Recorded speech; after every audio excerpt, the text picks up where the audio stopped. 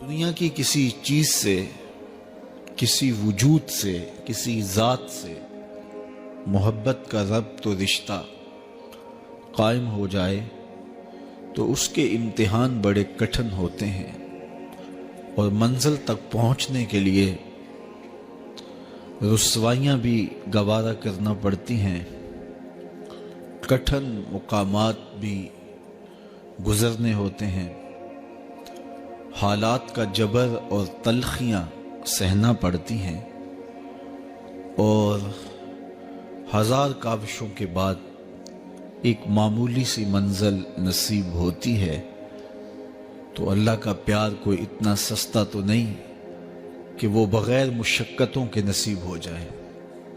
اس کے لیے کوئی رت جگہ نہ کاٹنا پڑے، کوئی مشقت نہ سہنی پڑے، کوئی ملامت گوارا نہ کرنی پڑے، کوئی دکھ نہ جھیلنا پڑے، حالات کے جبر کا مقابلہ نہ کرنا پڑے۔ یہ کیسے ہو سکتا ہے؟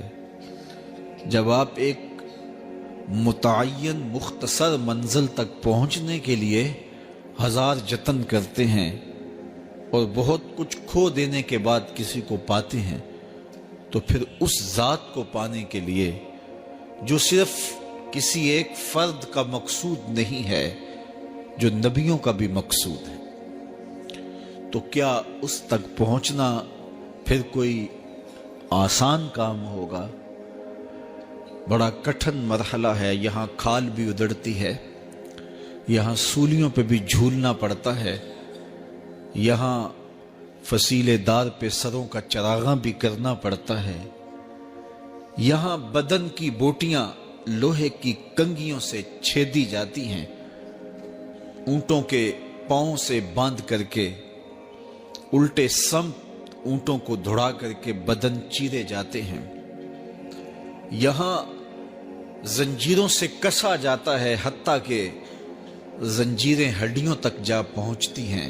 کون سا جبر نہیں جو اہل اللہ کو راہ حق میں سہنا نہ پڑا؟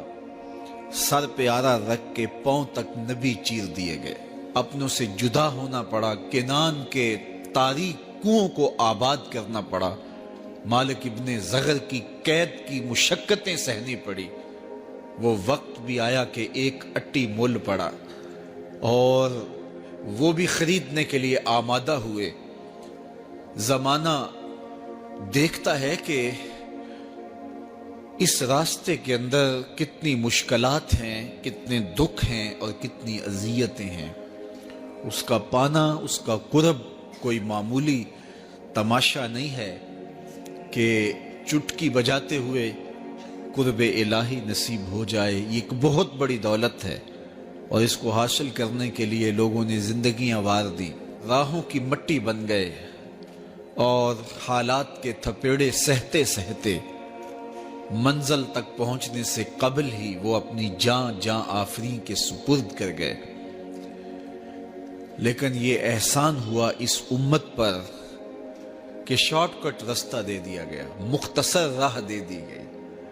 کہا کہ تم بھی اس کی تلاش میں نکلے ہو جس کی تلاش میں نکلنے والے قافلوں نے جنگل جنگل کی خاک چھانی تھی، صحراؤں میں ریت کا رزق بنے تھے۔ تم بھی اس کی تلاش میں نکلے ہو، تم جلا دیے جاؤ گے، تم مٹا دیے جاؤ گے، لیکن آؤ تمہیں ایک شجر سایہ دار بتائیں، تمہیں ایک ٹھنڈی چھاؤں بتائیں جس کے سائے میں بیٹھ کے انتظار کرو گے تو منزل تمہیں خود نصیب ہوگی۔ اور وہ کیا ہے؟